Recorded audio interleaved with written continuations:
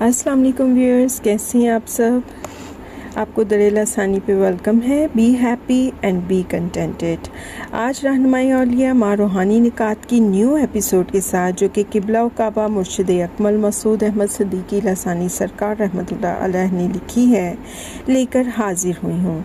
कुछ गैप आ गया, उसके लिए माज़रत ख्वाह हूँ, लेकिन अब तसलसल के साथ एपिसोड्स आती रहेंगी ताकि रूहानियत के मुतलाशी लोग जो हैं वो अल्लाह के फ़कीर के फैज़ और तालीमात से फैज़याब हो सकें। So let's start our episode.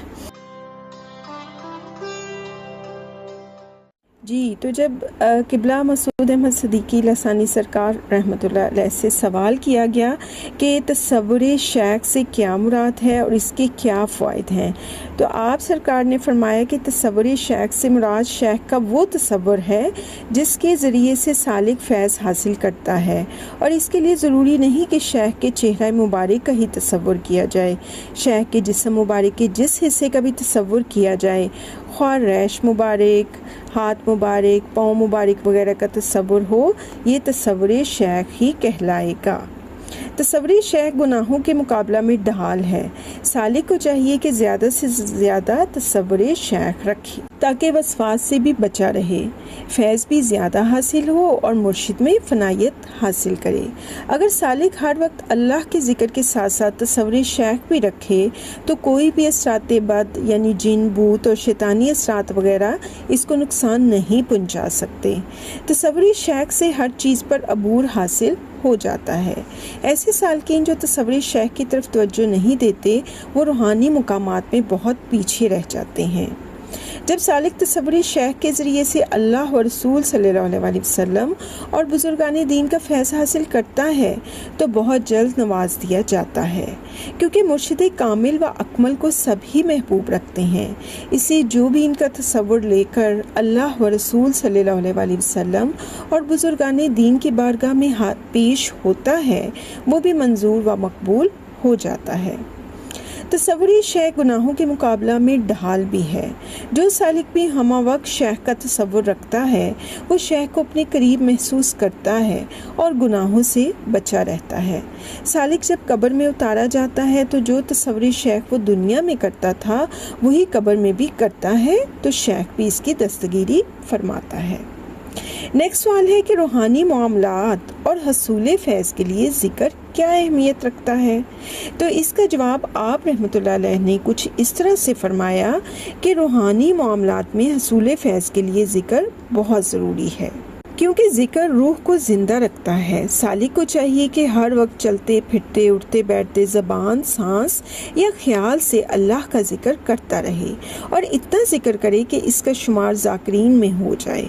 अगर ज़ुबान या दिल से अल्लाह का ज़िक्र ना कर सके तो तसव्वुर में ही अल्लाह को याद रखे। ज़िक्र यही नहीं कि बुलंद या आहिस्ता आवाज़ से अल्लाह को पुकारा जाए, बल्कि ज़िक्र तो ये है कि सालिक की हर बात और हर काम से इस अल्लाह की याद ज़ाहिर हो। यही ज़िक्र की असल रूह है। ज़िक्र बहुत सी रूहानी बीमारियों का इलाज भी करता है, इसलिए सालिक को चाहिए कि जब वसवास ज़्यादा हों तो तसव्वुर शैख के साथ ज़िक्र करे और कोशिश करे कि हर वक्त ज़िक्र खफ़ी जारी रहे, ताकि शैतान के हमलों और हर किस्म के असरात बद से महफूज रह सके। सालिक के लिए ज़रूरी है कि अल्लाह व रसूल सल्लल्लाहु अलैहि वसल्लम के ज़िक्र के साथ मुर्शिद की शान, नवाज़शात और करम का तज़किरा भी ज़रूर करे, क्योंकि इससे सालिक बहुत जल्द मंज़िल मकसूद पर पहुंच जाता है। ज़िक्र में हलावत महसूस होना बड़ी बात है, और ख्वाब में ये चीज़ नजर आना रूह के मुतासिर होने की दलील है। नेक्स्ट क्वेश्चन है जी कि सालिक के लिए ज़िक्र करने का बेहतर तरीका क्या है, तो इसका जवाब किबला मसूद अहमद सिद्दीकी लसानी सरकार रहमतुल्लाह अलैह ने कुछ इस तरह से अपनी किताब में फरमाया कि सालिक को चाहिए कि तसव्वुर शैख में फनायत के साथ ज़िक्र करे।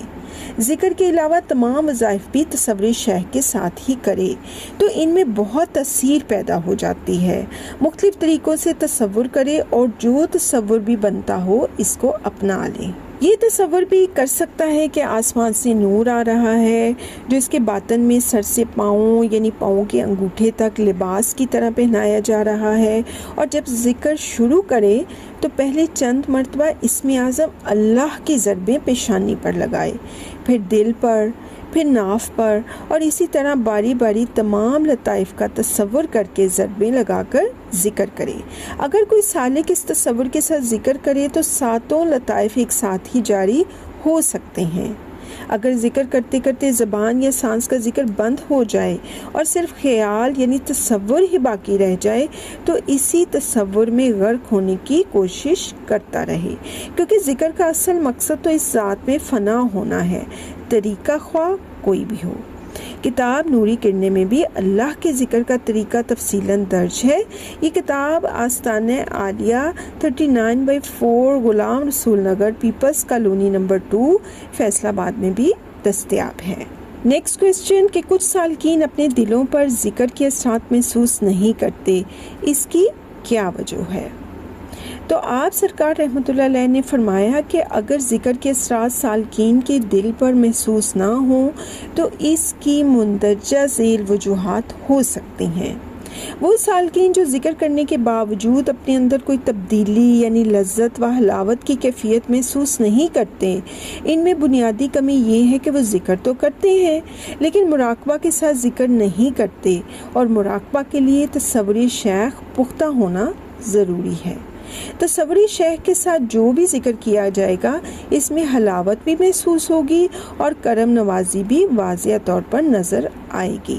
تصوری شیخ سے حجابات دور ہوتے ہیں۔ عقیدہ درست نہ ہونا، ناجائز اور حرام اشیاء یعنی رزق حرام کا استعمال، نماز میں کوتاہی، اخلاق حسنہ کی کمی وغیرہ ایسی وجوہات ہیں جن سے پرہیز نہ کرنے والوں کے دلوں پر قرآن و حدیث کا بھی کچھ اثر نہیں ہوتا۔ آپ سرکار رحمۃ اللہ علیہ سے سوال کیا گیا کہ ذکر جاری ہونے کی کیا علامات ہیں، تو آپ نے فرمایا کہ ذکر جاری ہونے کی علامت یہ ہے کہ اگر سالک کوئی بھی تسبیح یا ذکر زبان یا سانس سے ذکر کر رہا ہے اور لمحہ بھر کے لیے بھی خاموشی ہوئی یعنی ذکر بند ہوا تو فوراً ہی خود بخود دل یا زبان کی طرف سے دوسری تسبیح یا وہی ذکر جاری ہو جائے۔ اگر سالک اسی طرح ذکر کرتا رہے اس کی یہ کیفیت ہو جاتی ہے کہ اس کے روئیں روئیں یعنی مساموں سے اللہ کا ذکر جاری ہو جاتا ہے۔ اگر ذکر کرتے ہوئے جسم میں لذت و حلاوت محسوس ہو یا رکعت طاری ہو تو سمجھیں کہ وہ ذکر قبول ہے۔ اس میں اعظم اللہ کا ذکر کرنے سے جسم میں گرمی پیدا ہوتی ہے۔ جب جسم میں گرمی پیدا ہو تو یہ تصور کرے کہ جسم ٹھنڈا ہو جائے تو ایسا ہی ہو جائے گا کیونکہ یہ اس میں اعظم ہے۔ جی تو یہ تھی میری آج کی ایپیسوڈ۔ Thank you.